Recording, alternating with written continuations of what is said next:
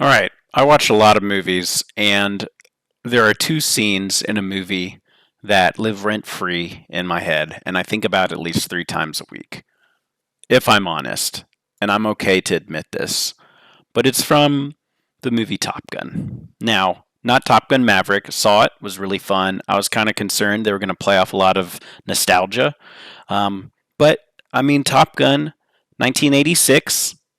What a classic. I mean, how many iconic scenes are in that film? I'm going to talk about one that's probably the most famous, the volleyball scene. And then there's another one that I think gets missed a lot, or not at least discussed, but I think it's a big moment in cinema. But starting off with this volleyball scene, like what a gosh, example of masculinity and these fine ripped specimens showing their skill and athletic capabilities. Besides the point, they all probably smell terrible because they're all sweaty little greased up pigs.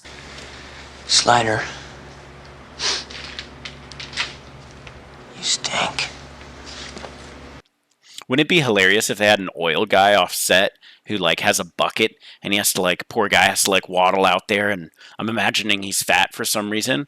Don't judge him, okay? Maybe his name's like Nate or Frederick. He's from like Norway or something. He runs out there. Frederick runs out there with his bucket, and he has to like re-oil their backs and stuff in between takes because they probably took a full day for this. Like I would if I were shooting that. There's just too much going on, and I bet the editing they had to cut a lot back too because there's probably so much gold there. So we got the fine, pristine, finished product. But yeah, poor Frederick has to waddle out there and reapply the oil to everyone and really make sure they look that perfect, glistening in the sunlight. Yeah. That scene. It had to be perfect. I would also like to point out that for some reason they're all wearing jeans and long pants. Kudos to Goose for being the only one who dressed appropriately, wearing some fun swim trunks and a cutoff shirt. I bet he's got a pair of aviators and a bucket hat off to the side, potentially with a cooler with some beers, because he seems like that kind of fun guy. They're definitely just, some dudes hanging around having a good time. I'm especially intrigued by some of the posing they do and the stances. There's something about it. They're kind of like badass, but in a weird way. You're like, I wouldn't have thought you would have wanted to do that, or I wouldn't have thought that would be cool, but they somehow make it look cool in a weird way. And I think that was the appeal in the 80s. All these dudes who were suppressing, homoerotic tension. They're like, yeah, well, these guys are cool, and I can think they're cool without being judged by it. And, I think Quentin Tarantino said it best in that movie, like the 80s, where he has a scene and he diagnoses the entire point of Top Gun, saying that it was a movie about Maverick's struggle to find himself in the temptation of homosexuality. Iceman is the representative antagonist of temptation and the drive to give in to his homosexual preference. And the entire movie is embodied in this homoerotic tension throughout the film. It's really hilarious. You should watch that clip. I'll show a bit of it. You know what one of the greatest fucking scripts ever written in the history of Hollywood is? What? Top Gun. You think it's a story about a bunch of fighter pilots? Yeah, it's about a bunch of guys waving their dicks around. It is a story about a man's struggle with his own homosexuality. All right, and you got Iceman and all his crew. Right. They're gay.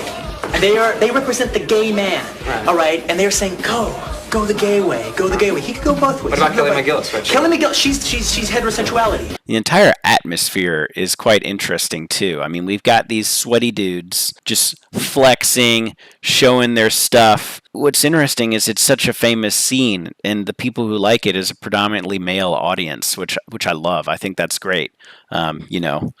You gotta be proud of it. But I think it's funny how every single spike is from the waist up. So that poor old 5'5", 5'6" Tom Cruise is probably running up to a step stool to get that spike in, and we just can't see it. But probably other people. There's people taller than him, and I know they're not clearing the net for sure. And I think what's interesting here also, it's movements and flexing and certain things they do is the high fives. I wonder if a director had said, hey, be sure to give a high five, and either Tom Cruise or Goose were probably like, hey, what if we do a up top, down low, fist bump thing, and we make it into like one conducive movement. That looks pretty sick. And maybe the director was like, oh yeah, that's awesome, do that. So then they proceed to do it way too many times, and they do it maybe once, twice, 3 times, maybe another one, which I think is hilarious because they're like, yeah, we found a cool movement that works with this film. Let's crush it.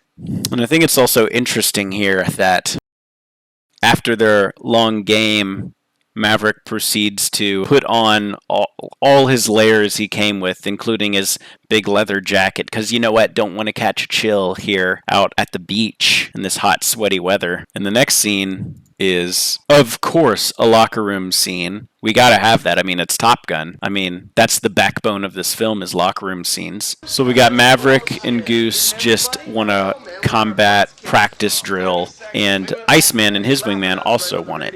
And there's some tension here because they pulled a risky move that probably wouldn't have been allowed because it's too dangerous, but they allowed it, and Iceman's pissed off about that. He confronts Maverick on being too dangerous, and Maverick's just a little bit too excited about the label of being dangerous. He jumps at that opportunity to, like, prove he is that person. Like, he's not even trying to convince Iceman, he's trying to convince himself. Iceman is a representative of the temptation of homosexuality, and he's all too eager to join him, so he must resist him in some way. So you can tell the facade he puts on, it's a little bit too much. But what's interesting is, I don't know if this was method acting, but Iceman hits him with this air bite, and I was blown away when I saw that. I mean, that's not dialogue, but that's a pretty hefty hand to play. I mean, how do you react to that? Tom Cruise took it with grace and was probably eager in the moment to receive such a acting gift from Val Kilmer. It's incredible. Like, that is not the type of behavior I would have exhibited in a confrontation of this. They're acknowledging they don't like each other, and yet that is the most aggressive invitation I've seen. And Maverick immediately elated by this request, this nonverbal consent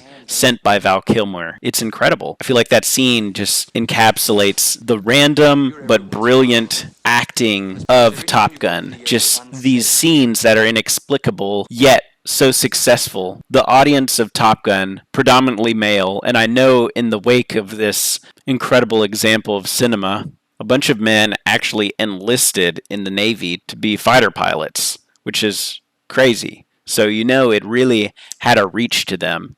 And I think it probably helped the gay movement, It's okay to do things with the boys, maybe. That's what their message is, which I think good on you, being woke extra early and normalizing homosexual urges you might have with your bros. Because it's okay. Right now it's 2022. I was hoping there would be a resurgence in Top Gun Maverick because I knew Iceman was going to be in it. And I was like, man, this is the reunion of a lifetime. This is the band getting back together. This is iconic. This is bigger than Milo and Otis finally making it home. This would have rivaled Kevin McAllister meeting up with his family again. Marlin and Nemo wouldn't hold a candle to this. This would have been Iceman and Maverick. I was hoping we get a locker room scene. I don't care if they're pushing 60, man. That would have been great. They could have I was hoping they'd find a resolution after all these years and be able to accept each other as they are. Maybe Iceman can give one more little offering to Maverick and solidify their places in the world and undo all the complications of heteronormativity, suppression of